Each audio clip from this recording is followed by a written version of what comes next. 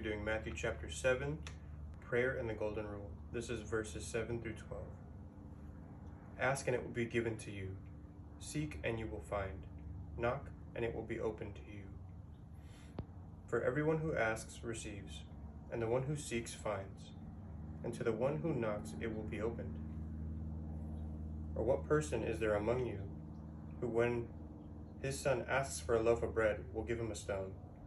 Or if he asks for a fish, he will not give him a snake, will he? So if you, despite being evil, know how to give good gifts to your children, how much more will your Father who is in heaven give good things to those who ask him? In everything, therefore, treat people the same way you want them to treat you, for this is the law and the prophets. So there's a lot to get out of these verses. It says, ask and it will be given to you. Seek and you will find. Knock and it will be opened to you. For everyone who asks receives, and the one who seeks finds, and to the one who knocks it will be opened. You must seek the kingdom with your whole heart. You must seek God with your whole heart, and truly desire to know God. Your intentions should line up with the will of God. At times we seek and get no answer, and it becomes frustrating.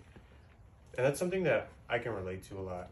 There's a lot of times where I'm knocking on that door and I'm like, God is not answering me. And we need to remember that sometimes we're seeking him, but we're not seeking him for him. We're seeking him for us. We're doing it out of a selfish intent because we need something, or there's a situation in our lives that isn't going right, and we're like looking for a specific answer that he doesn't want to give us. And not that he doesn't want to give it to us, it's just we may not be ready for that.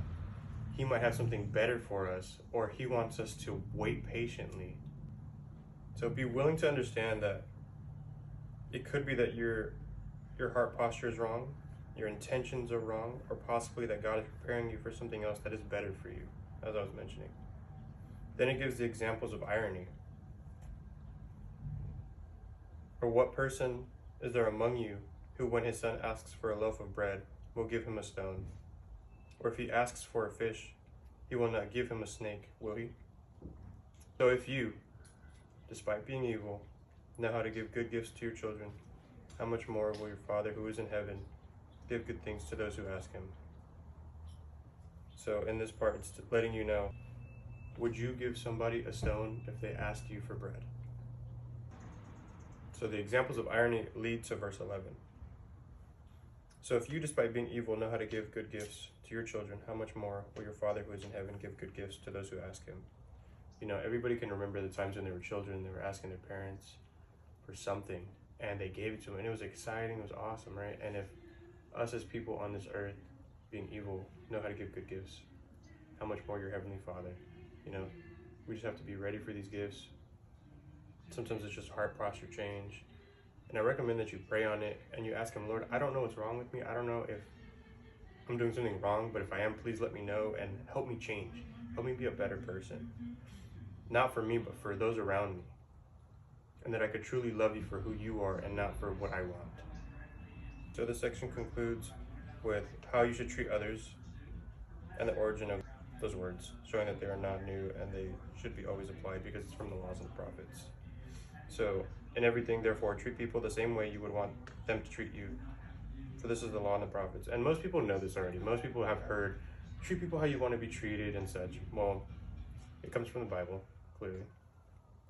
God created us to love one another, and honestly, people have bad days, and you should give them grace, because you don't know what they're going through in that moment, but you would want to be treated well, if you're having a bad day. So if you snap on somebody, or they snap on you, and you start snapping back at them, that's not the response you should have. You should be like, hey, hope everything's okay, and I'm just here to help you in whichever way I can. Anyway, that concludes today. Prayer and the Golden Rule, Matthew chapter 7.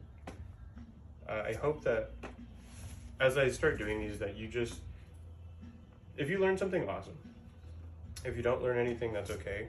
But I want you just to take these words to God and say, God, I want to know you better. I want to know who you are, and not just what you can do for me, but what I can do for you. Your relationship with God is what matters. And I'm just here doing this to share my experience that I have with God, and that hopefully it brings you closer to God as well.